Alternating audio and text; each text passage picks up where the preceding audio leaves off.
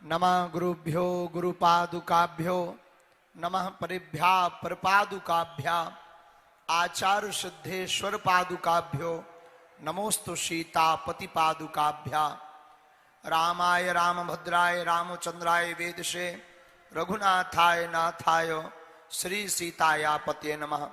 श्री सीतायापते नमः। बोलो रामचंद्र भगवान की, बागेश्वर धाम की, सन्यासी बाबा की, नर्मदे हर, नर्मदे हर, नर्मदे हर।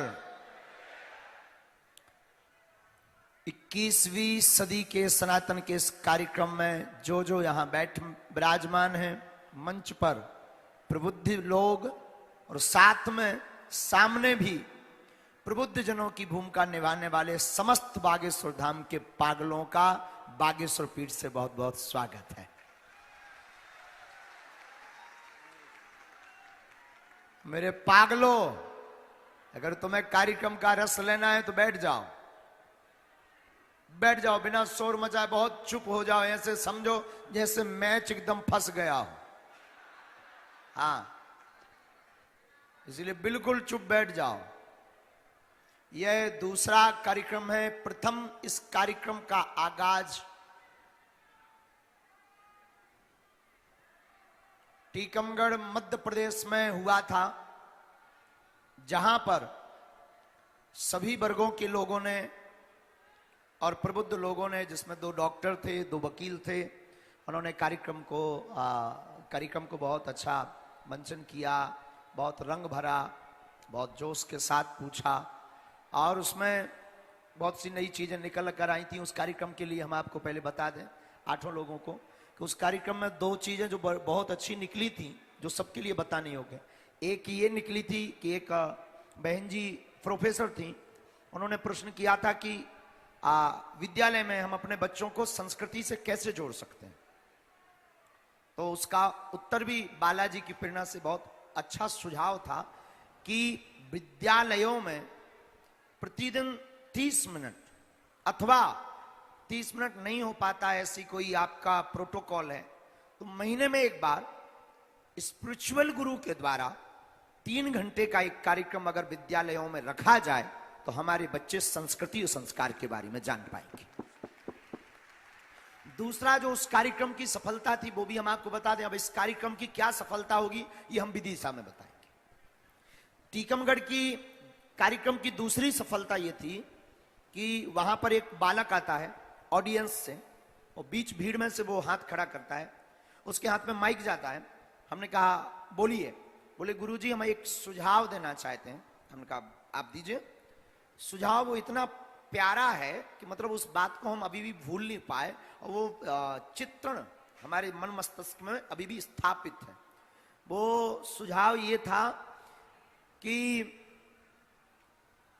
जिस प्रकार अन्य मजहबों के लोग, पंथ के लोग अपने धर्म की शिक्षा के लिए एक अलग व्यवस्था, एक गुरु होते उनके, जिन्हें वो एक नाम देते हैं अलग से, उसके द्वारा शिक्षा दिलवाते हैं, जिससे उनके बच्चे चाह करके भी अपने धर्म से बाहर नहीं हो पाते।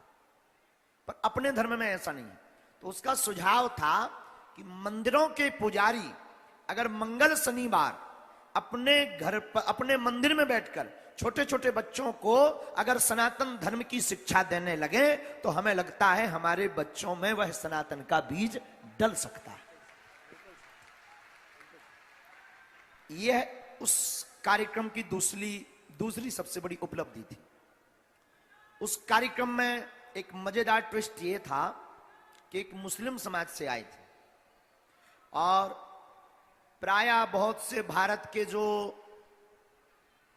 थोड़ा सा ज्यादा पढ़ लिख लेते हैं तो उनका हमारे ऊपर ये ऑब्जर्व है कि हम बहुत कठोर कट्टरवादी, और ये ऑब्जर्व उनका गलत भी नहीं है। बाप को बाप कहना अगर कट्टरता है तो ये हम कायम रखना चाहते हैं। तो एक मुसलमान धर्म के एक सज्जन आए थे जो बहुत ही अच्छे धर्म को मानने वाले थे। तो टीकमगढ़ में उन्होंने प्रश्न किया था कि आप हिंदू राष्ट्र की बात करते हैं, आपके हिंदू राष्ट्र में मुसलमान कहां जाएंगे और उनकी क्या स्थिति होगी। प्रश्न दो थे, उत्तर भी बहुत प्यारा था कि मुसलमानों को देश छोड़ने की आवश्यकता नहीं है, हमारे हिंदू राष्ट्र में सबको छाया मिलेगी। अब भाई किसी को अगर प्रॉब्लम हो तो वीजा का थोड़ा सपोर्ट हम कर सकते हैं, अगर किसी को प्रॉब्लम। फिर उन्होंने कहा कि आपके हिंदू राष्ट्र की कल्पना में, हमने कहा कल्पना नहीं होगा।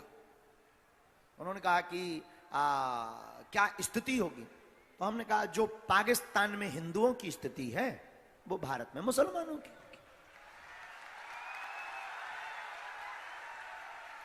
लोगों को लगता है कि हम हिंदू मुसलमान करते हैं, लोगों को लगता है कि हम बहुत कठोर आदमी हैं, हमारे बराबर कोई सॉफ्ट आदमी नहीं है, हम ऐसा मानते हैं। और हम अपने मुंह से इसलिए तारीफ करते हैं कि हमारे लेवल की तारीफ कोई कर नहीं पाता।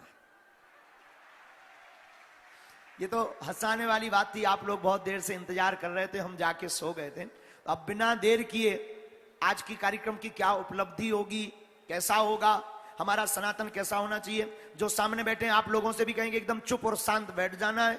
आपके पास भी माइक आ सकता है, मतलब समझ जाओ लॉटरी खुल सकती है। लेकिन पेट दर्द कर लो, पड़ोसी दर्द कर लो, जो ना पूछियो। सनातन संबंधित ही प्रश्न करना है।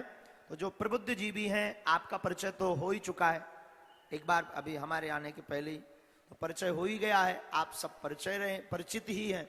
और जब भी प्रश्न करेंगे तो अपना अपना परिचय आप रखते जाएं बेबाकी के साथ।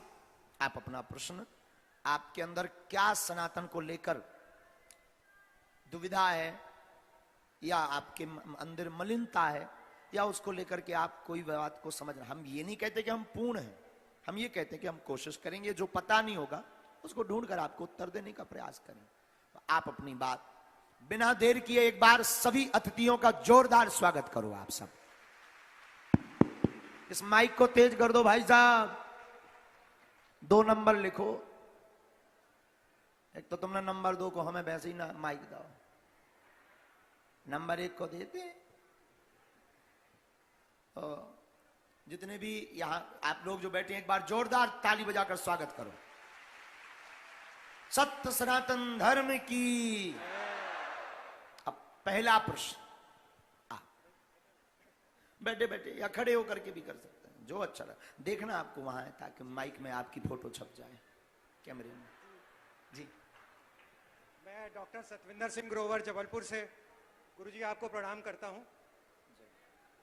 जो सनातन धर्म पूरी दुनिया में प्रकाश फैला रहा है, मैं ये जानना चाहता हूं कि 21वीं शती का जो सनातन है उसमें अन्य धर्मों की या अन्य संप्रदाय की क्या स्थितियां होगी। जैसे सिख पंथ है, जैन पंथ है, बौद्ध पंथ है, उनकी क्या स्थिति होगी।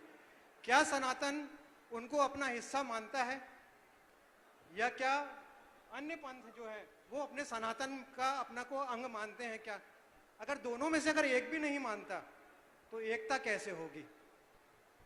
बहुत अच्छा प्रश्न, एक बार ताली बजाइए आपके लिए, धन्यवाद। देखिए इसके लिए थोड़ा सा हम समय लेंगे। पहली बात तो ये सिख धर्म पर चलते हैं। सिख धर्म सनातन से अलग नहीं है, ये पंथ हैं, तीनों पंथ, चाहे वो जैन हो, चाहे वो बौद्ध हो अथवा सिख, यह एक केवल विचारधारा है। जितना सूर्य और सूर्य की रोशनी में अंतर है, उतना ही सनातन धर्म, सिख धर्म, बौद्ध धर्म और जैन धर्म में अंतर है।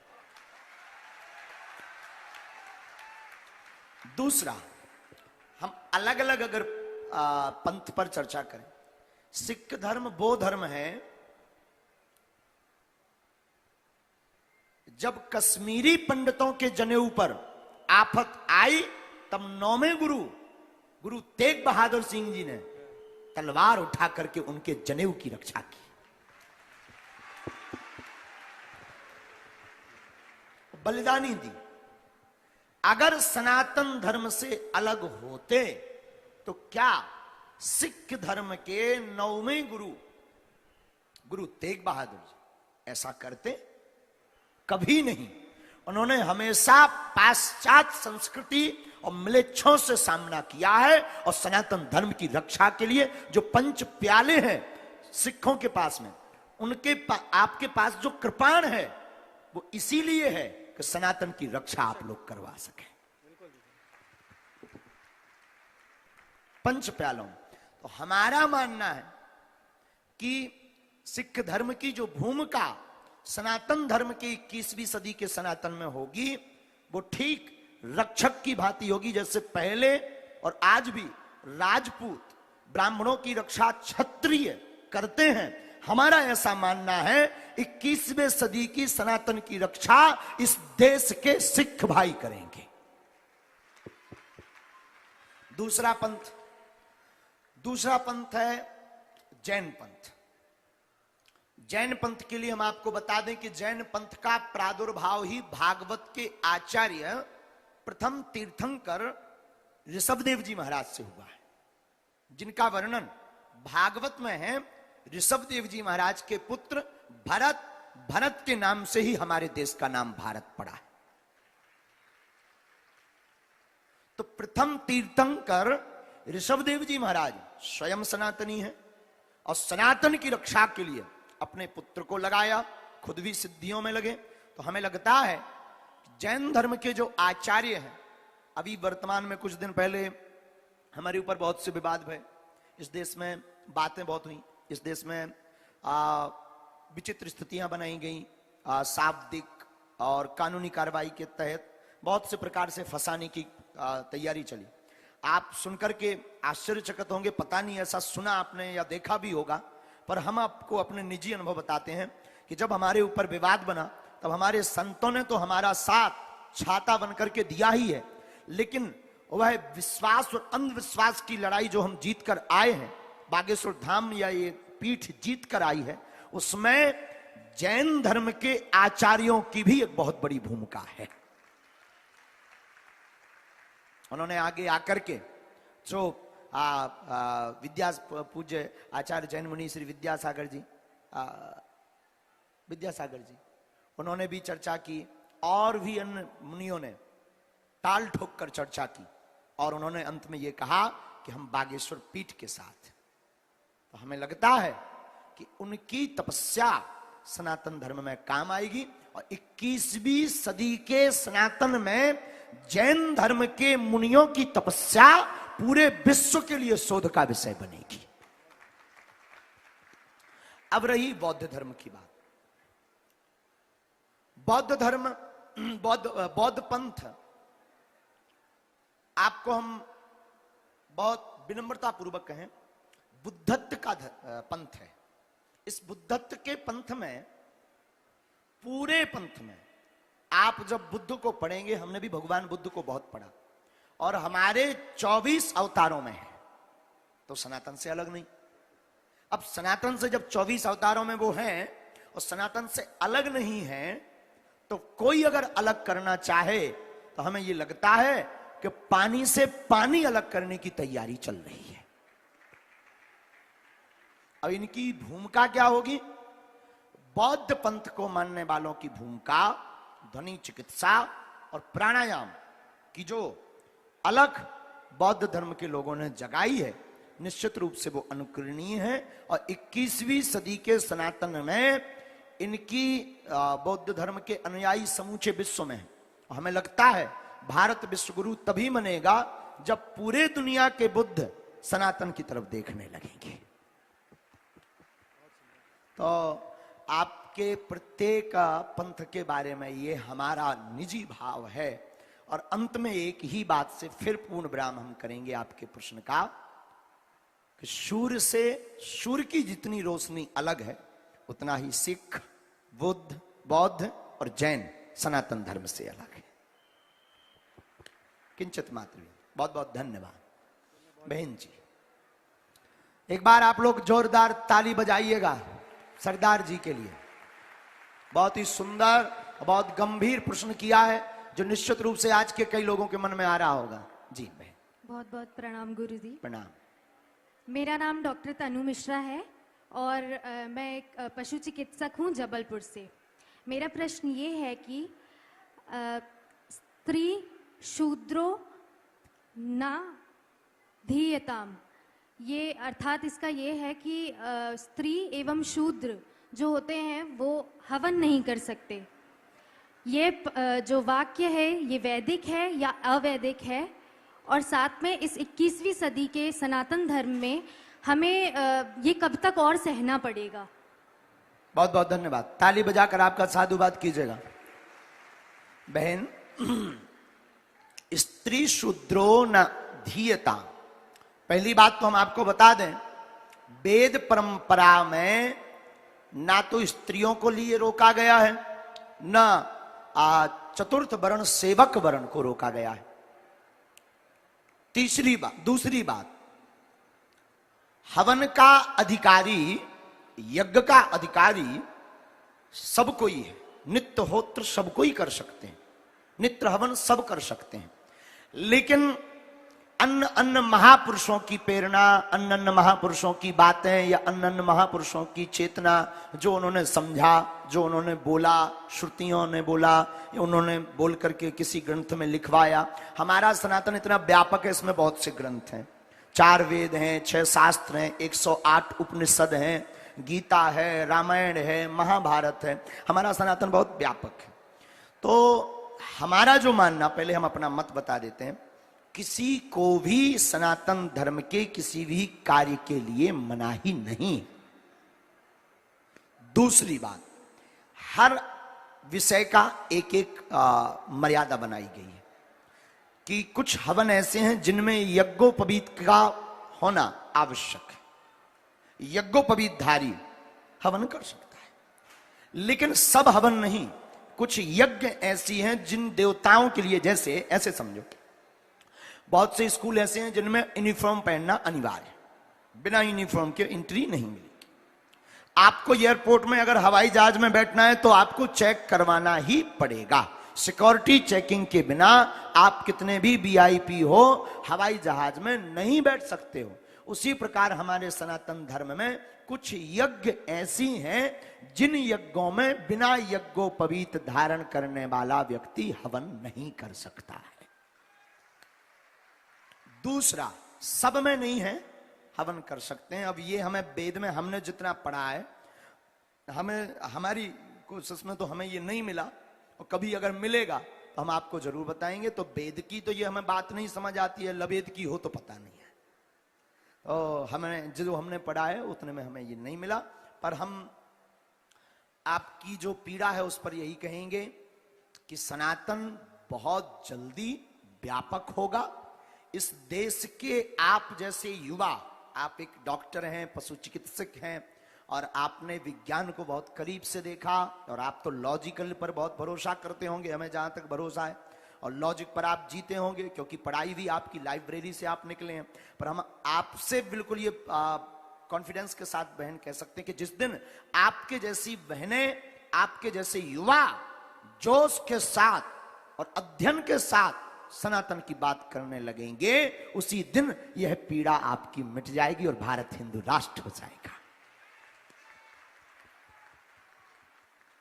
जी सर। प्रणाम भगवान। जय हो प्रभु। मैं डॉक्टर शैलेंद्र राजपूत हूँ।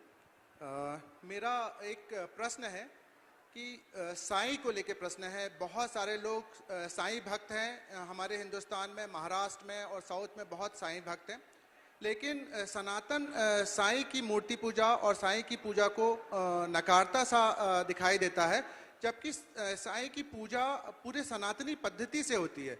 तो आप इस पे प्रकाश डालें गुरुदेव, और हम लोगों को आशीर्वचन। देखिए डॉक्टर साहब, बहुत बहुत स्वागत है। आपका प्रश्न भी बहुत वर्तमान परिस्थिति के अनुसार बहुत जरूरी था। हमारे धर्म के शंकराचार्य जी ने साईं बाबा को देवताओं का स्थान नहीं दिया है, और शंकराचार्य की बात मानना प्रत्येक सनातनी का धर्म है, क्योंकि वो अपने धर्म के प्रधानमंत्री हैं। और कोई भी संत, चाहे हमारे धर्म पंथ के हों, धर्म के हों, चाहे वो गोस्वामी तुलसीदास जी हों या सूरदास जी, संत हैं, महापुरुष हैं, युग पुरुष हैं, कल्प पुरुष हैं, लेकिन भगवान नहीं है। अपनी निजी आस्थाओं पर हम बोल नहीं, आप लोगों की अपनी अपनी निजी आस्थाएं, किसी की आस्था को हम ठेस नहीं पहुंचा सकते। और इतना कह सकते हैं, साईं बाबा संत हो सकते हैं, फकीर हो सकते हैं, भगवान नहीं हो सकते। अब आपने कहा कि हिंदू धर्म से पूजा होती है, वैदिक धर्म से पूजा होती है, तो देखो भाई ऐसा बोलना भी बहुत लोग इसको कंट्रोवर्सी में ले लेंगे, पर ये बोलना भी बहुत जरूरी हमें लग रहा है। देखो भाई, गीदड़ की खाल पहनकर कोई शेर नहीं बन सकता है।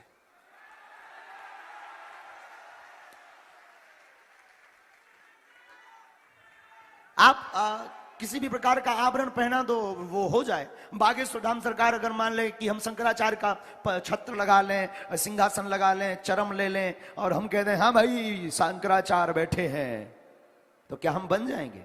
ना यार, नहीं बन सकते। भगवान भगवान है, संत संत है। तो साईं के प्रति हमारा क्या आदर है, आप इसमें मत पड़ना, ना हमसे पूछना कि हमारा क्या आदर है। हम इतना कह सकते हैं कि जिसकी जितनी जैसी आस्था है रखनी चाहिए, पर साईं भगवान नहीं है ऐसा हमारे शंकराचार्य कहते हैं, और उनके ऊपर आप क्वेश्चन उठा सकते हैं। वैदिक धर्म की पूजा के लिए ऐसा है कि अगर कोई वैदिक धर्म में आ रहा है तो घर वापसी तो हमारा अभियान है, कोई दिक्कत नहीं। Thank you very much. ताली बजाकर डॉक्टर साहब का धन्यवाद दीजिए। तो आप संतुष्ट हैं? माइक लीजिए। गुरुदेव, बस इसमें एक क्वेश्चन और था कि जैसे रामकृष्ण मिशन में हम देखते हैं कि हर जगह रामकृष्ण परमहंस जी की मूर्ति है, लेकिन आज तक उनकी भी पूजा होती है, लेकिन आज तक कभी किसी ने उनका खंडन नहीं किया है। देखो, हमारे शास्त्रों में संतों की पूजा, गुरुओं की पूजा भगवान से ज्यादा है। हम किसी पर नहीं थोप सकते। हमारे लिए हमारे गुरुजी भगवान, जिसकी प्यास जहां बुझे उसके लिए वही समुद्र है। अब मान लो हमें प्यास यहां लगी और हमारा प्यास यहां बुझ रहा, अब कोई हमसे कहे कि मुंबई चलिए वहां बहुत पानी भरा है, समुद्र है, जब लो तो हमारी 13वीं हो जाना। तो जिसकी प्यास जहां बुझे उसके लिए वही समुद्र है। तो अगर कोई मानता, देखो हमारे सनातन धर्म में संतों का सम्मान है, संतों को भगवान, तब तो हम लोग गाते हैं गुरु ब्रह्मा गुरु विष्णु गुरुर्देवो महेश्वरा गुरु साक्षात पार ब्रह्मा तस्मै श्री गुरुवे नमः। गुरु का दर्जा तीनों देवताओं के समान हमारे धर्म में दिया गया है, और ये केवल सनातन धर्म में संभव है। तो हम किसी भी गुरु परंपरा के विरोधी नहीं है, लेकिन हम भगवान बनने के विरोधी है कि भगवान नहीं हो सकते, भगवान से बढ़कर गुरु हो सकते हैं। अब आप संतुष्ट हैं? माइक ले सकते हैं। अगर किसी को भी कोई विरोधाभास हो कि नहीं नहीं इससे हम वो नहीं है, तो फिर हो सकता कि हम और लाइन बदल के गीला भी कर सकते हैं। जी बिल्कुल बिल्कुल, तो मजाक की बात है, विनोद की बात है। धन्यवाद जी सर। गुरुजी सीताराम। सीताराम। पिछले कुछ दिनों में जिस तरह से आपने जो अखंड भारत और हिंदू राष्ट्र और सनातन धर्म के विषय में सारे देश में जो वातावरण का निर्माण किया है, उससे देश के कोने कोने में युवाओं में जो एक ऊर्जा और उत्साह और जोश का संचार हुआ है, वो निश्चित इस प्रश्न के पृष्ठभूमि में वो उत्साह और जोश को देख के एक बार युवाओं जोश दिखाओ अपना।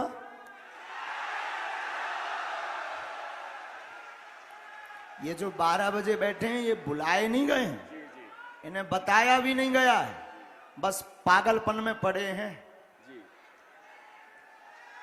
तो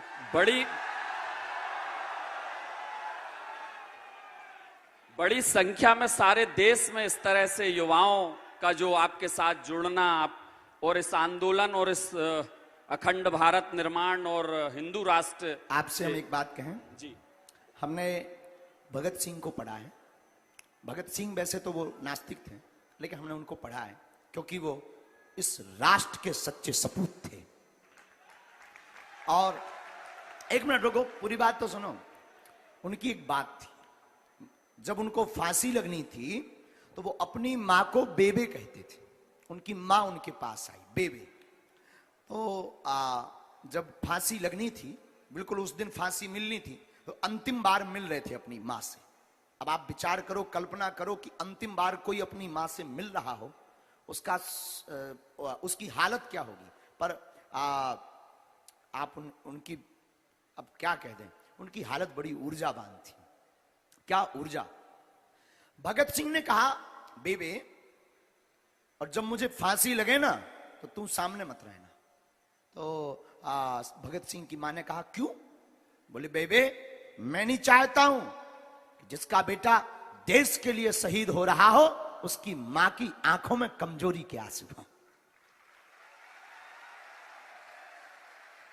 अब पूरी बात यह है, तो मां ने कहा कि बेटे, पर मां तो मां होती है और मां का दिल कम मानेगा, तू शहीद जरूर हो रहा। और मुझे गर्व है कि मैं धन्य भाग्यशाली मां हूं कि एक ऐसा पूत जाया है जो राष्ट्र के लिए कुर्बान हो रहा। लेकिन बेटा, फिर भी मेरे जो अंदर का ममत्व है ना, वो अभी भी जग रहा है। तो पता है भगत सिंह ने क्या कहा? भगत सिंह ने कहा, बेबे, जिस दिन तुझे मुझसे मिलने की इच्छा करे ना, आज फांसी के बाद भी मैं तुझे हर दिन मिलूंगा। तो मां ने कहा, हाउ पॉसिबल, कैसे पॉसिबल है कि तू मुझसे मिलेगा? बोले, बेबे, जिस दिन इस देश का युवा भारत की बात करने लगे, समझना वो शहीद भगत सिंह बोल रहा है।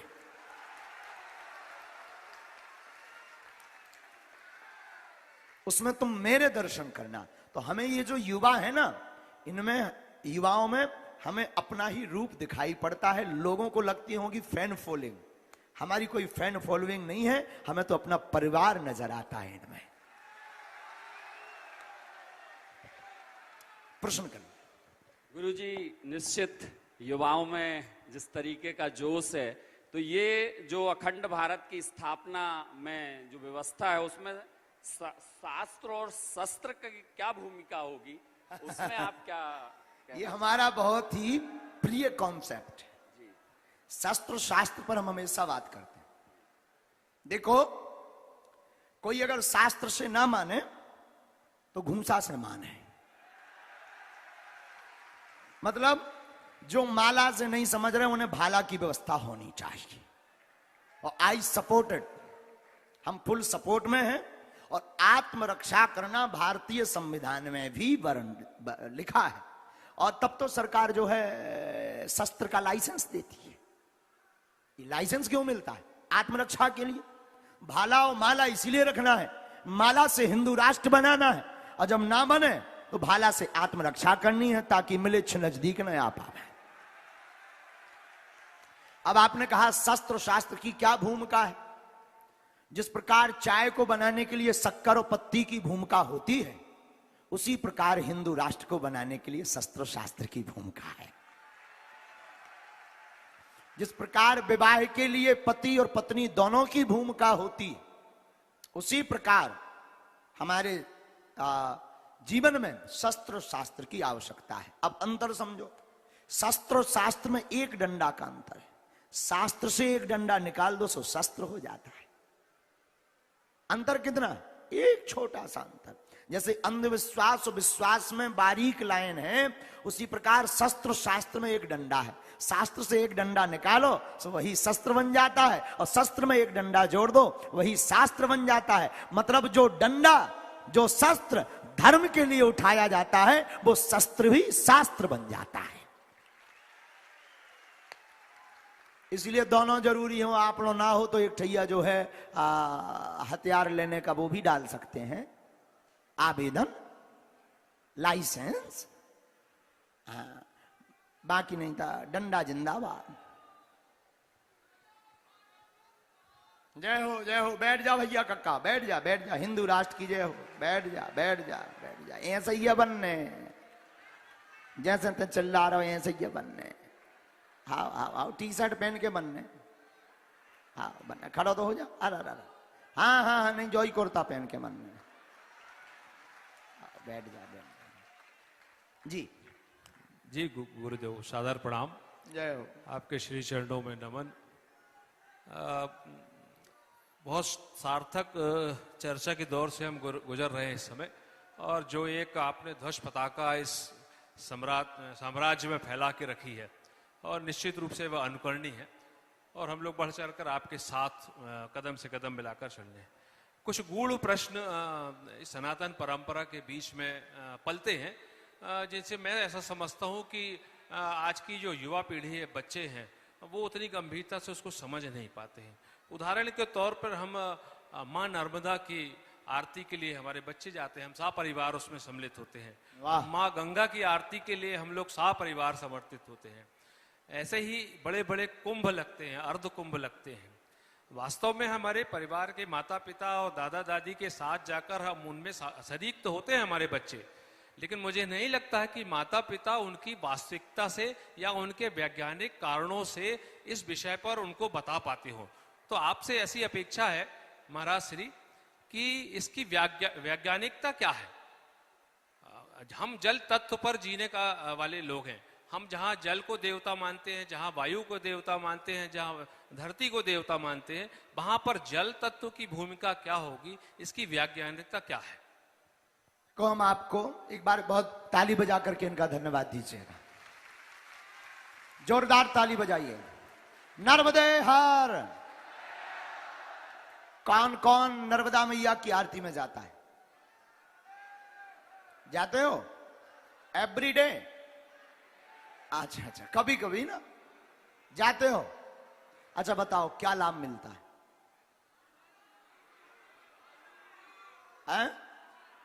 अच्छा लगता है, शांति मिलती है, अच्छी फीलिंग होती है, विचार शुद्ध होते हैं, वासना बंद होती है, दिमाग खराब नहीं होता है, और एंजॉय करते हो।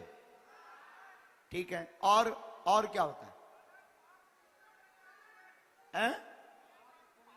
अच्छा, पाप पुण्य में बदल जाए। जय हो। हमें बता दीजिए भैया, हमारे भी कुल पाप हैं, पुण्य में बदलवा ले भी। कौन का तो पाप पुण्य में बदल जाए। जय हो तुम्हारी, जय हो जय हो। अब ना करियो ता पाप, अब ना बदल है। बहुत अच्छा प्रश्न है आपका। देखिए, आपके प्रश्न को उत्तर थोड़ा सा लॉन्ग अगर करें तो बुरा मत मानना। हमारे सनातन वैदिक धर्म का प्रत्येक कार्य विज्ञान सहित है। चाहे वो पीपल पूजन हो, चाहे वो तिलक लगाना हो, चाहे कलाबा बांधना हो, अथवा फिर मंदिर की घंटी बजाना। पीपल पूजन इसलिए होता है ताकि पीपल का संरक्षण हो, क्योंकि 24 आवर्स ऑक्सीजन मिलती है।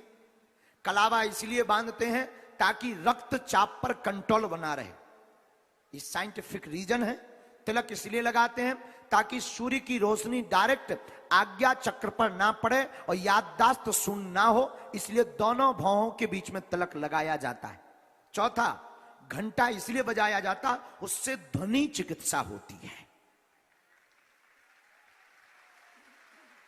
तो प्रत्येक सनातन वैदिक धर्म का कार्य हमारे आपके पूर्वजों बराबर कोई वैज्ञानिक नहीं हुआ है, वो बहुत शुद्ध वैज्ञानिक थे।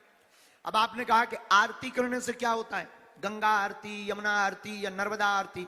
नर्मदा आरती, गंगा आरती या कोई भी आरती, माता की आरती करने से, जल की आरती करने से बहुत से लाभ है। पहला लाभ तो यह है, उस नदी के प्रति स्थान भाव दृढ़ होता है, सम्मान बढ़ता है, सुरक्षित व संरक्षित होने का एक संदेश जाता है। दूसरा, हम चर्चा कर रहे थे एक महापुरुष से, विद्धिमान से, जिन्होंने एक बहुत अच्छा जवाब दिया था। एक होती ध्वनि चिकित्सा, एक होती वाटर चिकित्सा। पानी में भी परिवर्तन होता रहता है। एक जापानी वैज्ञानिक हैं जिनका नाम है मसारू इमोटो। जापानी वैज्ञानिक मसारू इमोटो ने पानी के ऊपर रिसर्च किया। पानी में गंदी गाली देकर, जब पानी को एक बर्तन में लिया, गुस्सा में बोला, गाली दी, और उसको जब फ्रिज में रखा तो उसका जो क्रिस्टल बना, क्रिस्टल मतलब बर्फ, वो विचित्र आकृति की बनी। लेकिन जब उसने प्रे करके, प्रार्थना करके पानी को रखा और फ्रिज में रखा, तो उसका जो क्रिस्टल बना वो बहुत ही सुंदर और डिजाइन वाला बना। तो उसने ये बात तय की जापानी वैज्ञानिक ने, मसारू इमोटो ने, कि पानी की संवेदनशीलता का जो कार्य है, उसकी जो परत है, वो भी व्यक्ति के स्वभाव के अनुसार अपना गुण लक्षण बदलता है। तो सीधा सा मतलब ये है, आरती करने से नर्मदा मैया में बहने वाला अमृत रूपी जल, उसके स्वभाव में प्रार्थना करने से, गरुड़ घंटी बजने से, स्तुति करने से, आरती गाने से निश्चित रूप से परिवर्तन होता है। उस जल में स्नान करने वाले से फिर व्यक्ति की शुद्धि होती है और दिमाग शुद्ध होते हैं। ये दो लाभ है।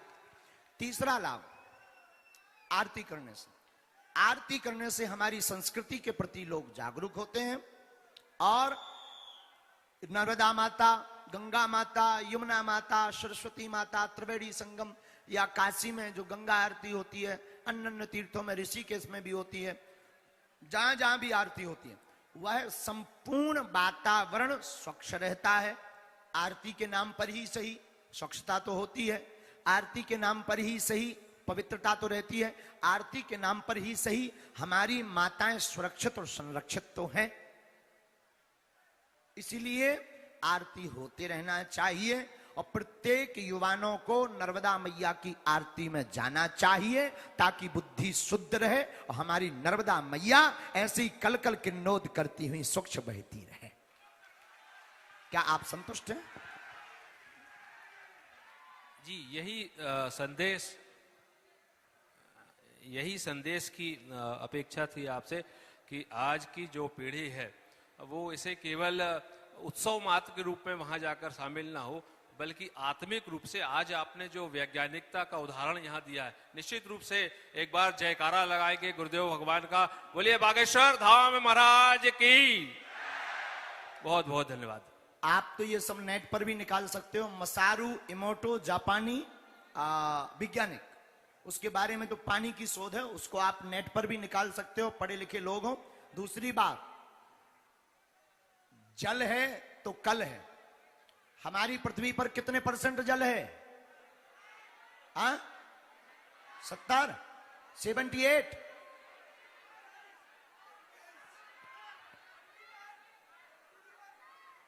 कितना जल है? 21। अच्छा, ये इनाम तो दो, खड़ा तो हो जाते।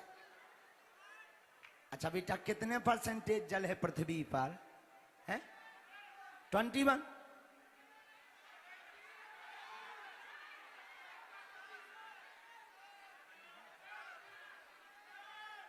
$79, 71 लॉक कर दिया जाए? पक्का?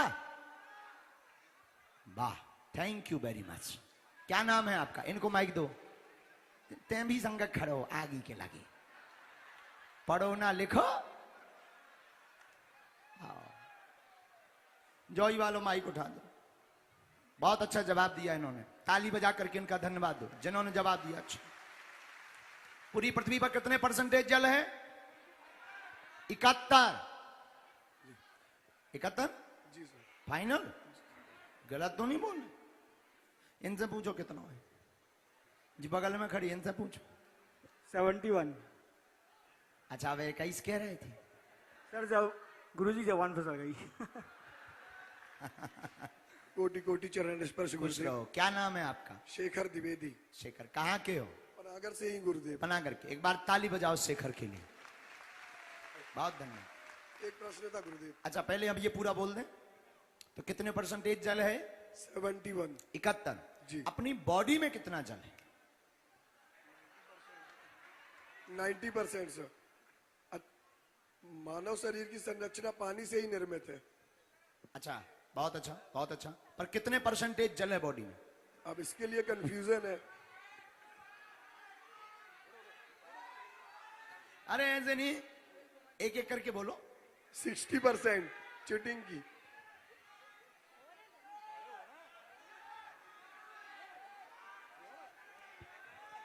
अच्छा, 65% अगर कह दें तो? अच्छा, सही क्या है? 60, 60 फाइनल? 60 सर, 60%। पक्का? पक्का गुरुदेव। हाँ, खड़े हो जाइए, दादाजी को दीजिए, इनको माइक दीजिए। अब देखो, ये तो ही लड़ाई फंस गई।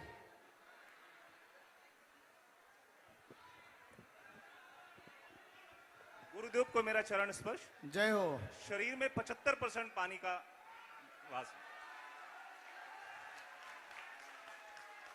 पक्का? हाँ? 75, जी 78,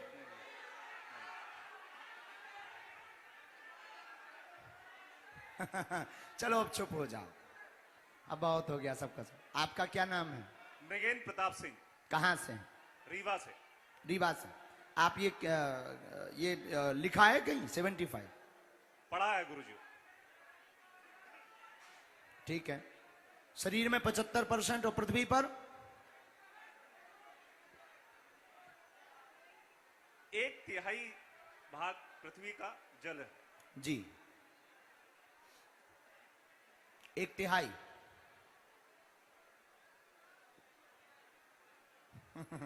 चलो ठीक है, पीछे दे दो माइक। आप सबके पास आएंगे। सीताराम गुरुदेव। सीताराम बहन, आपने क्या पढ़ाई की है? सर मैं बायोलॉजी से 12th की हूँ। 12वीं बायोलॉजी से। बताइए, पृथ्वी पर कितना जल है? सर पृथ्वी पर 71% है। और शरीर में कितना जल होता है? 75। पक्का? हाँ पक्का। ताली बजाओ बेटी के लिए। ये सही जवाब है, और बाकी पहले भी जवाब सही ही आए हैं। क्या नाम है बहन आपका? मेरा नाम पूजा रैकवार है। ठीक है, अब सुनिए। गुरुदेव मेरा एक प्रश्न है। हाँ, पहले हम पूरी बात तो कर ले, अभी बात पूरी हुई नहीं। पृथ्वी पर 71%, शरीर में 75% जल है, और हमारा शरीर जल की प्रधानता से बना है, और जल नहीं तो कल नहीं। नर्मदा मैया की अगर आरती की जाती है, जल का अगर संरक्षण किया जाता है, तो निश्चित रूप से हमारी बुद्धि भी शुद्ध रहेगी, संस्कृति भी शुद्ध रहेगी, हमारी नर्मदा मैया भी निर्मल बहेगी। और जो अवैध उत्खनन नर्मदा मैया में हो रहा है, जिस कारण से जल स्तर में कमी आ रही है, उस पर अगर रोक लगाई जाए, उसकी अगर आवाज उठाई जाए, तो निश्चित रूप से हम ये कह सकते हैं कि हमारी नर्मदा आरती सफल हो जाएगी।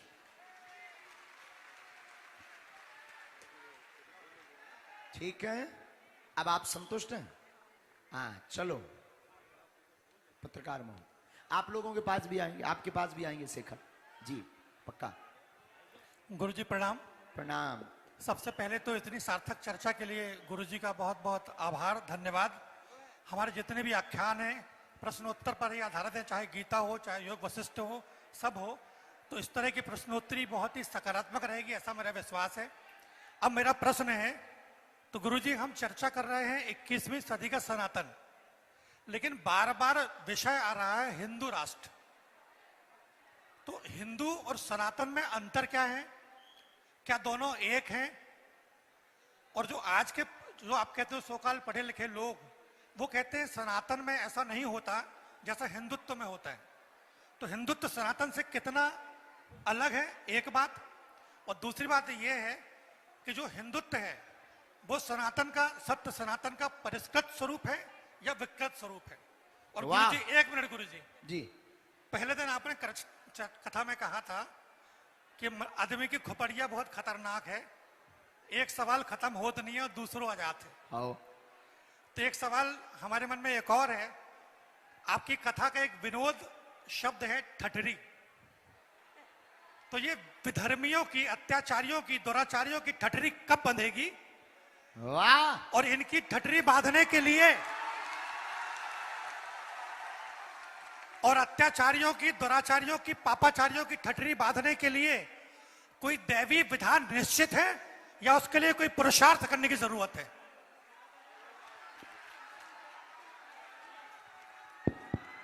ताली बजाकर धन्यवाद दीजिए आपका, जोरदार ताली बजाकर।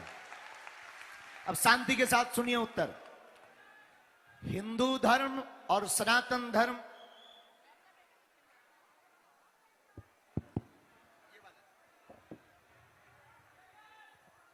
श्री राम, हिंदू धर्म और सनातन धर्म में इतना ही अंतर है जितना शरीर में और शरीर में रहते हुए खून में अंतर है। ना तो ब्लड अलग है, ना सनातन शरीर अलग है। शरीर से ब्लड अलग होने पर शरीर कमजोर पड़ जाता है, शिथिल हो जाता है और कई बार प्राण निकल जाते हैं, ज्यादा बह जाए। और उसी प्रकार ब्लड हो, शरीर ना हो तो ब्लड की भी कोई महिमा नहीं, खराब हो जाएगा। उसी प्रकार सनातन धर्म का ही पर्याय हिंदू है। सनातन धर्म का ही पर्याय हिंदुत्व है और ये विकृत नहीं है, परिष्कृत है। सनातन धर्म का एक ऐसा कहा जाए कि बैक सपोर्ट, सनातन धर्म को ऊर्जा देने के लिए हिंदुत्व एक विचारधारा, सनातन धर्म को मजबूती के साथ विश्व पटल पर खड़े रखने के लिए हिंदुत्व एक स्तंभ है। सनातन धर्म को जन जन तक व्यापक बनाने के लिए हिंदुत्व एक क्रांति है। सनातन धर्म का सबको स्वागत करने के लिए, स्वीकार करने के लिए हिंदुत्व एक जो है सोच है, हिंदुत्व एक भाव है, हिंदुत्व एक खुशबू है, हिंदुत्व एक हवा है। हिंदुत्व ही सनातन है और सनातन ही हिंदुत्व है।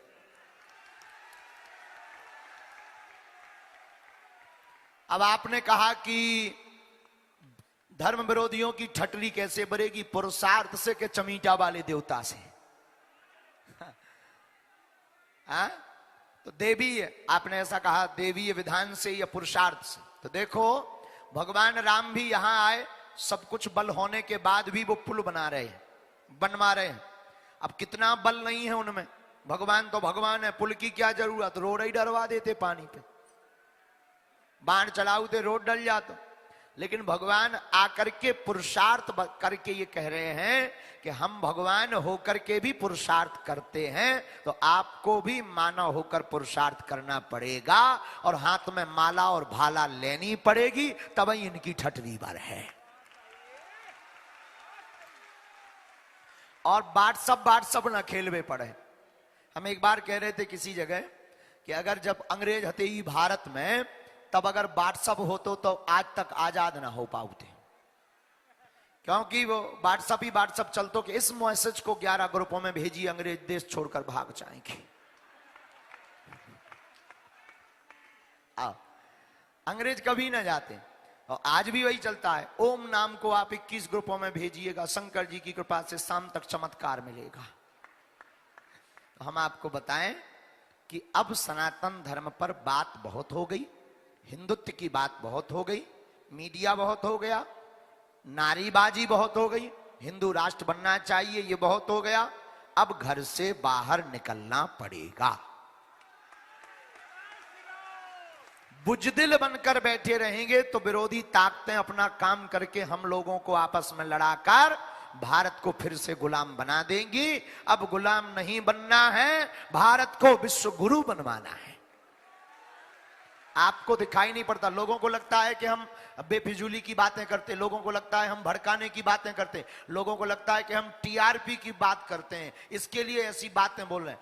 हमको दिखाई पड़ रहा है कि विरोधी ताकतें गांव-गांव जाकर, जंगल-जंगल जाकर कितना कन्वर्जन करा रही, हमारे हिंदू भोले भाले लोगों को कितना बहला रही, हमारी बेटियों को लव जिहाद में कितना फंसाया जा रहा है। ये तुम्हें दिखाई पड़ रहा हो ना पड़ रहा हो, पर हमें दुख ये दिखाई पड़ रहा है। इसलिए हम लड़ रहे हैं और चिल्ला रहे हैं कि हिंदुओं जग जाओ और फिर से सनातन की बहार लाओ।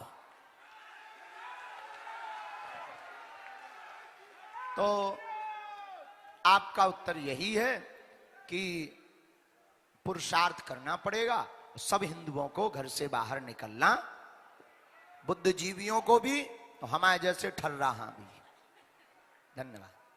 आप संतुष्ट हैं? जी गुरु जी। एक मैं पत्रकार हूँ, तो पत्रकारिता से जुड़ा शब्द है कि हमारी पूरी पत्रकारिता बिरादरी में ये एक सर्वमान्य चर्चा हो गई है कि आप पत्रकारों की बेइज्जती करते हैं।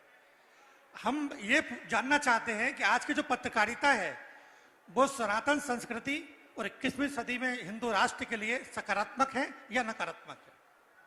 देखिए, हम आपको बड़ी विनम्रता पूर्वक कहें, भारत, स्वतंत्र भारत का चौथा स्तंभ है मीडिया। इस भारत का चतुर्थ स्तंभ है मीडिया। और सदैव से हमारा पत्रकारों के प्रति भाव बहुत अच्छा रहा, और जब तक जिएंगे तब तक हमारा अच्छा भाव रहेगा। रही पत्रकारों में, तो जिस प्रकार सनातन धर्म में भी कुछ जयचंद होते हैं, उसी प्रकार जब कोई पत्रकार सत्य की बात ना बोलकर वामपंथियों की आवाज बोलने लगता है, तब हमको गुस्सा आता है। जब पाश्चात्य संस्कृति का पक्षधर कोई हो जाता है, तब हमको गुस्सा आता है। वरना सच ये है कि आज तक की जितनी भी हमारी बात पत्रकारों ने जन जन तक पहुंचाई, उसके लिए हम पूरी जिंदगी भी कर्जा चुकाएं तो चुका नहीं सकते। और भगवान करे आपको सुनकर ऐसा लगे पता नहीं क्या सोच रहे हैं पत्रकार। हम सच बताएं, हम प्रत्येक पत्रकार की भूमिका निभाने वाले जो माइक लेकर आते हैं या कैमरा लेकर आते हैं, उन्हें हम नारद जी की दृष्टि से देखते हैं। हमारी नजर हमेशा देव ऋषि की। नारद का मतलब ये नहीं है चुगलखोर। नारद का मतलब है जिसकी वाणी कभी रद्द ना हो, वही नारद। नारद का मतलब है गरीब को उठाकर जो राजा बना दे, और राजा के अत्याचार को देखकर जो फिर से जमीन में मिला दे, वो नारद है। और ये भारत के पत्रकार करते हैं और हमें गौरव है। लेकिन अब रही बात बेइज्जती की, ना हमने की है और कोशिश हम करेंगे कि ना करें, पर अगर कोई वामपंथी या कम्युनिस्ट बुद्धि का आएगा तो गीला करके ही भेजेंगे। धन्यवाद। काय भैया, ये स्वभाव चाहिए कि नहीं? तुमने हो जिंदाबाद। आपको मेरा प्रणाम। प्रणाम। और आप सभी को मेरा सीताराम। मेरा नाम प्रियांशी शर्मा है और मैं जबलपुर में विधि माने लॉ की छात्रा हूँ, और इसीलिए मेरा सवाल भी विधि से ही जुड़ा हुआ है। आपके हिसाब से क्या राम राज्य के लिए, राम राज्य की स्थापना हेतु हमारा जो भारत का संविधान है वो सहयोग्य है या विरोधी है? बहुत अच्छा प्रश्न, ताली बजाइए।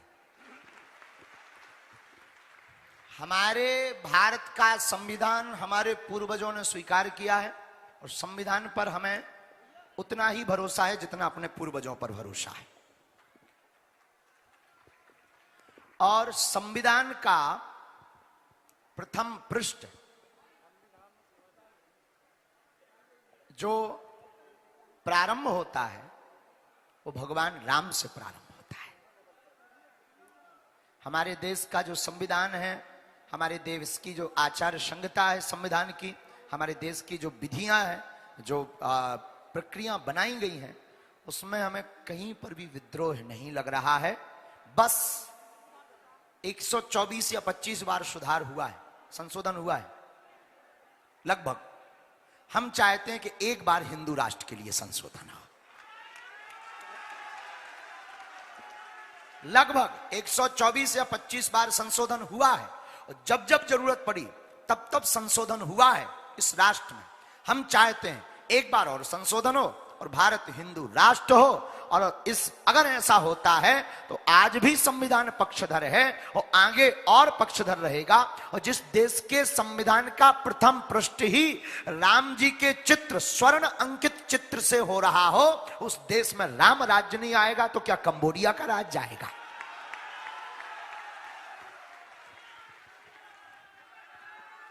जय श्री राम। जय श्री राम। मैं आपकी बात से, ये जो अभी संविधान की बात आपने की, उसमें एक छोटा सा जबलपुर का गर्व करने लायक विषय बताना चाहूँगा। वो आपको ज्ञात ही होगा कि उसमें जो राम लिखा हुआ है वो राम मनोहर जी जो व्यवहार जबलपुर के ही हैं, उन्होंने अपने हस्ताक्षर राम करके लिखे हुए हैं। तो वो जबलपुर के लिए गौरव की बात है और पूरे राम भक्तों के लिए गौरव की बात है कि वह संविधान के प्रथम पृष्ठ में राम लिखा हुआ है। अब अभी कथा का मंच है ये, लेकिन मैं थोड़ी सी व्यथा का प्रश्न करना चाहता हूँ महाराज जी से। व्यथा ये है कि हम समरसता की बात करते हैं और पिछले महाराज जी 40 वर्षों से हम अपनी संस्थाओं में विभिन्न संस्थाएं जो हिंदूवादी संस्थाएं हैं भारत में काम कर रही हैं, उनके द्वारा समरसता के मंत्र भी देते हैं, विचारे गोष्ठी करते हैं, नारे देते हैं, लेकिन वह हम देखते हैं कि समाज में या व्यवहारिक रूप से वह नहीं आ पा रहा है। लेकिन हम अब ये चाहते हैं कि आप जैसे समर्थ जो इस मंच पर विराजित होते हैं, जिनको लोग शब्दशः पालन करते हैं, क्या इस मंच से 21वें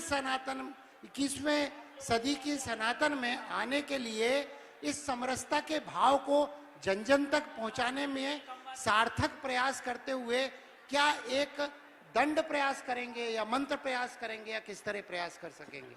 बहुत अच्छा प्रश्न है आपका। वर्तमान में भारत देश में अगर कैंसर के बाद कोई दूसरा खतरनाक रोग है तो वो है जातिवाद। पूरे देश में कैंसर के बाद सबसे ज्यादा जहर है जातिवाद। और हमारा जन्म शुक्ल वंश में हुआ, ब्राह्मण परिवार में हुआ, लेकिन आप सोच करके पता नहीं क्या सोचेंगे, हम जातिवाद पर भरोसा नहीं करते हैं। हम भगवान राम के सबरी के घर जाने पर भरोसा करते हैं। हम भगवान राम के चरित्र को पढ़कर निषाद को मित्र बनाने पर भरोसा करते हैं। तो सामाजिक समरसता के लिए इस देश में सबसे पहले तो समान नागरिकता लागू होनी चाहिए। समान नागरिकता जिस दिन इस देश में लागू हो जाएगी, ये जातिवाद, ये वैमनस्यता, ये जातियों के प्रति आदर और अनादर, ये मिट जाएगा। सब समान हो जाएंगे और भारत का ये जहर मिट जाएगा हमेशा के लिए। और साथ ही साथ फिर ना तो कोई अनुष्ठान की आवश्यकता है, ना कोई दंड की आवश्यकता है। ये विधि के हाथ में है, भारत की विधि मतलब संविधान विधि के हाथ में है और वो ये कार्रवाई कर सकते हैं। और हमें लगता है ये कोई ऐसी कार्रवाई नहीं है कि जो गलत हो। इससे देश का ही भला होना है। जब सब समान होंगे, समान होगा और समान विचारधारा होगी तो भारत आगे बढ़ेगा और राष्ट्र का उत्थान होगा। अभी भी कई जगह देखा जाता है कि मंदिरों में जाने नहीं मिलता।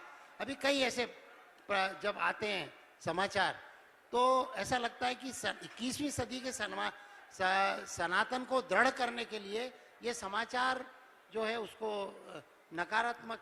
इसके लिए हमने समूचे भारत के पुजारियों को और समूचे भारत के आचार्यों को प्रार्थना भी की थी। पुनः प्रार्थना करते हैं कि हमारे हिंदू धर्म का कोई भी व्यक्ति आए, सबको मंदिरों में प्रवेश मिलना चाहिए और मंदिरों का वीआईपी कल्चर बंद होना चाहिए। सबसे पहले तो प्रवेश बाद में, पहले वीआईपी कल्चर बंद करवा दो, उस पर कोई लड़ाई नहीं। क्योंकि आजकल भगवान भी वीआईपी पास देख के मिला। आपकी जेब में भी पास, वो भी वीआईपी पास। तो भगवान भी, हम गए थे एक बार कलकत्ता, आपको सुनाते हैं एक मजेदार बात। हम कलकत्ता गए तो कलकत्ता में वहां के एक विधायक जी और वो 2-4 लोग और 1-2 शिष्य हमारे काली माता दर्शन करने गए। सुबह से हम भूखे रहे हैं, हम बहुत उल्टे। काली माता के मंदिर के नजदीक पहुंचे तो कचौड़ी बन रही थी। हमने कहा दर्शन बाद में, पहले कचौड़ी ले आ। तो वो जो विधायक जी थे वो थोड़ा हिंदी थोड़ा बंगाली भाषा बोले गुरु जी दर्शन करके खाना। हमने कहा कैसे खाना? हमारी माता कह रही खा के ही आना, ऐसे मत आना। हमने कहा हम तो नहीं जा सकते हैं, तुम्हें जाना हो तो जाओ। अब जब हम ऐसा कह रहे तो वो चेला कहाँ जाएगा? तो बढ़िया कचौड़ी आई, हम कचौड़ी खा रहे थे, चाय पी रहे थे। इतने में एक बढ़िया कार्ड लटका करके एक वीआईपी आदमी आया। बोले गुरु महाराज जी मत दर्शन करोगे? हमने कहा बिल्कुल करेंगे। बोले कान के नजदीक आके बोले 500 रुपया पर व्यक्ति लगेगा, डायरेक्ट स्पर्श करवाएंगे, सिंगार भी चढ़वाएंगे, वीआईपी गेट से ले जाएंगे। हम भी बहुत विनोद में बैठे, हमने कहा 5000 ले लो, काली माता से कह दो ये तई दर्शन दे जाए।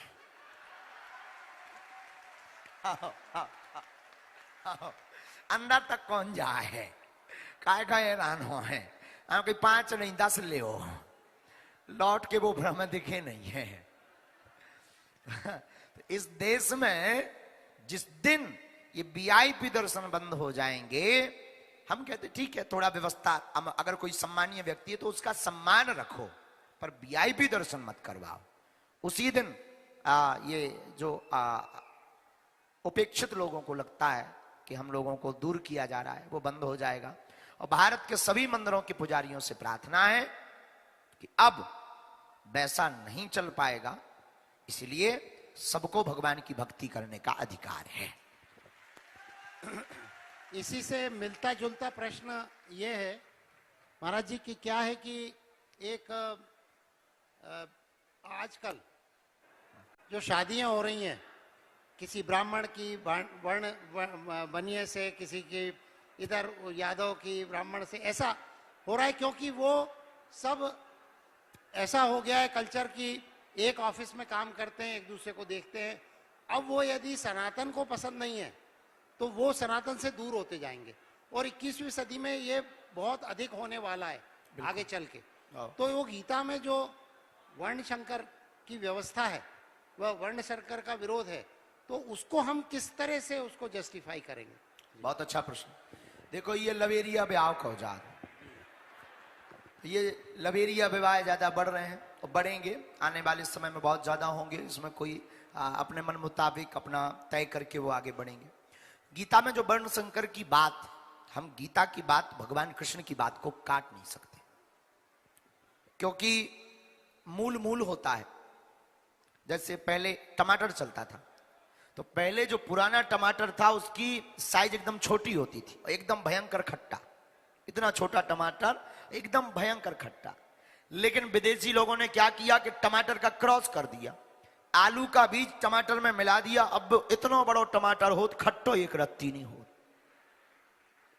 तो जो उसकी मूल व्यवस्था थी वो मूल व्यवस्था हट गई, तो उसका जो गुण था वो गुण चला गया। अब तो केवल लाल लाल भरा टमाटर है, बस इतना ही संतोषी रहा। तो वर्ण संकर की जो व्यवस्था है, हमारा मानना है कि गीता का इसी मूल पर आधार पर है कि हमारी परंपरा, हमारे वर्ग, हमारे समाज का व्यक्ति और हमारा पुत्र, हमारी संतति हमारे जैसी हो और हमारे जैसा डीएनए हो, वो डीएनए बिगड़े ना, डीएनए क्रॉस ना हो, ऐसा होना चाहिए। लेकिन अंत में हम ये भी कहते हैं कि अगर बात बहुत आगे बढ़ गई, नहीं चल पा रहा, इलू चरम सीमा पे है, तो दूसरे धर्म में मत जाना, पर सनातन धर्म में ही विवाह करना, सुनना कटारो कर लेना। अब दूसरे धर्म से तो ठीक है, अब दूसरे पंथ में चले जाएं तो पता चलो एक वोट कम हो गई। कम से कम यही में करें तो वोट बढ़ा है, तो इसी में रहने दो। हाँ, लेकिन गीता के विरोध में भी नहीं जा सकते। गीता भगवान के मुख से कही हुई है और हमने रहस्य बता दिया है कि उसमें बस इतना कारण है, मूल में भूल हो जाएगी। धन्यवाद। आप संतुष्ट हैं? अच्छा, अब हम तो पहले कह भी कि जो कोई जो कार्यक्रम करवा रहा हूं, चाय पानी पिवाए, इंजन गर्म करवाए। हाँ, 1 घंटा से बैठा रहे हो, कुछ खबा पिवा नहीं रहे। अब लगेंगे आप लोगों के प्रश्न। अरे बैठे तो रहो, अब बैठे तो रहो, बैठ जाओ।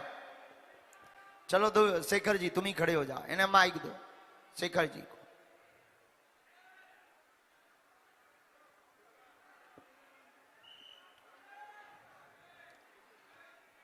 जय हो गुरु जी। हाँ, अहिंसा परमो धर्मा, धर्म हिंसा तथैव च, तथैव च, तथैव च, तथैव च, तथैव च, तथैव च, तथैव च। यस। 2023 में हम युवा इसका पालन किस तरह कर सकते हैं? क्या 2023 में इसका पालन हम किस तरह कर सकते हैं? 2023 में ही क्यों, इससे आगे भी गुरुदेव। हाँ सुनो, इस सूक्ति का अर्थ पर समझो पहले। अहिंसा परमो धर्मः, हमारे महापुरुष कहते हैं हिंसा मत करो, अहिंसा ही परम धर्म है। लेकिन केवल इतना ही पढ़ा करके लोगों के दिमाग का ब्रेन वॉश कर दिया। हमारी इसी श्लोक की अगली सूक्ति क्या कहती है वो भी पढ़िए। इस श्लोक की अगली सूक्ति कहती है हिंसा धर्मो तथैव च, धर्म के लिए अगर हिंसा की जाए तो वो भी धर्म है। तो हिंसा का मतलब मारना नहीं है। हिंसा का मतलब है कोई अगर धर्म विरोधी हो तो उसके विरोध का दमन करवा कर उसको सपोर्ट में ले ले, यही अहिंसा है। समझ गए कि तुम जाके भाला मारन लगो, ना ना ना ना, उसका जो कीड़ा है वो कीड़ा मिटा दो, झंझट खत्म। भाई किसी को जैसे मान लो शरीर में फोड़ा हो गया, गांठ बन गई, गांठ निकाल दो, पांव क्यों काट रहे? ठीक है, धन्यवाद। कोटि कोटि चरण स्पर्श। आशीर्वाद जी। इन्हें दे दो पीली टी शर्ट वालन, आगे आओ, ये पढ़े लिखे हैं। जो माइक तनक भैया तेज कर दो, एक नंबर है अब। Hello hello hello. हाँ हेलो गुरुजी चरण स्पर्श। आओ खुशी रहो। हेलो आवाज आ रही? जी जी गुरुजी। जी बोलिए। गुरुजी हम ये जानना चाहते हैं कि धर्म की व्याख्या क्या है, धर्म का अर्थ क्या है, धर्म किसे कहते हैं? वाह, ताली बजाओ। आप माइक लिए रहिएगा। धर्म का मतलब है जिससे जो कार्य आप कर रहे हैं जगत कल्याण के लिए, उससे किसी को दुख ना हो और किसी की आत्मा को कष्ट ना पहुंचे, यही धर्म है। अब इसकी व्याख्या क्या है? सर्वे भवन्तु सुखना सर्वे सन्तु निरामया, सबका कल्याण हो, यही धर्म की व्याख्या है। धर्म क्या है? आपने तीसरा प्रश्न किया, धर्म क्या है? धर्म एक ऐसी व्यवस्था है जिससे जीवन में आप पढ़ाई करके रोजी रोटी तो कमा सकते हो, लेकिन रोजी रोटी कमा करके सब कुछ नहीं है। जीवन जीने की कला बिना धर्म के अधूरी है, और धर्म से ही जन्म मरण का चक्कर छूट सकता है, और जन्म मरण के चक्कर से छुटाने के आधार का नाम ही धर्म है, यही धर्म कहलाता है। जी गुरुजी। धन्यवाद। साधुवाद। आओ बैठ जाओ, रुक जाओ। माता जी आप क्या पूछेंगी? निजी मत पूछना कोई। सीताराम। सीताराम गुरुजी। सीताराम। चरण स्पर्श। जय हो आपकी। गुरुजी मेरी आत्मा बहुत दुखी है, 6 दिन से मैं बहुत परेशान हूँ। कलश यात्रा के दिन मेरा 1.5 तोले का हार चोरी चला गया। ले जो तो हिंदू राष्ट्र से बड़ो मुद्दा है, अखंड भारत से भी बड़ो विषय है। कोई बात नहीं, आप आगे बिराजो, हम जो करें लई जो कार्यक्रम आपको बता दे भी कीने लाओ। अब माइक दे दो आगे। ज्योति पटेल। हाँ आगे माइक दे दो। जो अखंड भारत से बड़ा मुद्दा है, ठीक है माइक दे दो। अब उस माइक को बंद कर देते हैं। चलिए सरदार जी आप शुरू करो। जो भागवत का जो भी प्रारूप हैगा, उसमें जैसे सनातन जब सिख पंथ को जो है हिंदू धर्म का ही हम हिस्सा मानते हैं, तो जो भागवत का जो प्रारूप है उसमें एक चैप्टर गुरु नानक देव जी का या गुरु गोविंद सिंह जी का नहीं होना चाहिए? देखिए भागवत में तो जो चर्चा है उसका वर्णन होता ही है, लेकिन हम अपनी अक्सर कथाओं में सभी संतों की वार्ता करते हैं। तो गुरु नानक देव, गुरु तेग बहादुर, गुरु गोविंद सिंह, इनकी चर्चा करते हैं। और प्रत्येक सनातनी को, प्रत्येक व्यक्ति को इन महापुरुषों के चरित्र पढ़ना चाहिए, जिससे जीवन की दशा और दिशा सुधरती है, इसमें कोई संदेह नहीं। और एक और छोटा सी मेरी सवाल हैगा, हाँ, कि धर्म की स्थापना के लिए क्या गुरु अर्जन देव जी को अर्जुन के समतुल्य रख सकते हैं क्या? धर्म की स्थापना के लिए अर्जुन जी महाराज की भूमिका अलग है और गुरु अर्जुन देव जी की भूमिका अलग है। और गीता के अर्जुन, गीता के अर्जुन की जो भूमिका है, गीता के अर्जुन की भूमिका राज्य से संबंधित है। इन्होंने राज्य की महिमा के लिए ही महाभारत लड़ा था। तो हमें नहीं लगता है कि दोनों समतुल्य किया जाना चाहिए, पर अर्जुन जैसे हैं इनसे कम नहीं कह सकते, ये भी इसमें भी कोई अतिशयोक्ति नहीं।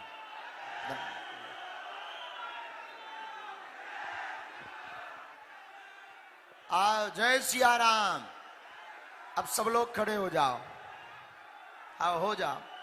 हम चाहते हैं कि अब कार्यक्रम के विराम पर राष्ट्रगान हो जाना चाहिए, क्योंकि पिछली बार भी हुआ था, इस बार भी अपन राष्ट्रगान, लेकिन सब लोग खड़े होंगे, आगे आ जाते हैं। सब लोग खड़े होंगे, खड़े हो जाओ सब। चाहिए बताओ कैसे हो सब? बढ़िया, वाह वाह वाह, हाँ तोड़ो तोड़ो बेटा, नहीं तो आदमा ने कैसे पतो लगे कि जबलपुर के आओ। जय हो जय हो।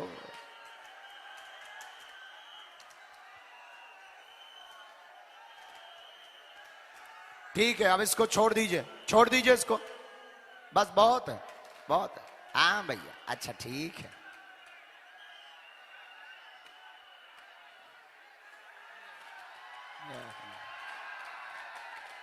जय हो जय हो जय। ठीक है, सावधान मुद्रा में खड़े हो जाएं।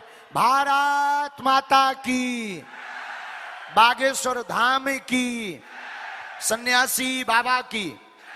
अब दोनों हाथ नीचे करके राष्ट्रगान के लिए खड़े हो जाएं सब। तो बहुत शांत हो जाए। मन अधिनायक जय हे भारत भाग्य विधाता, पंजाब सिंध गुजरात मराठा द्राविड़ उत्कल बंगा, विंध्य हिमाचल यमुना गंगा उच्चल जलधि तरंगा, तव शुभ नामे जागे, तव शुभ आशीष मांगे, गाहे तव जय गाथा, जन गण मंगलदायक जय हे भारत भाग्य विधाता, जय हे जय हे जय हे, जय जय जय जय हे।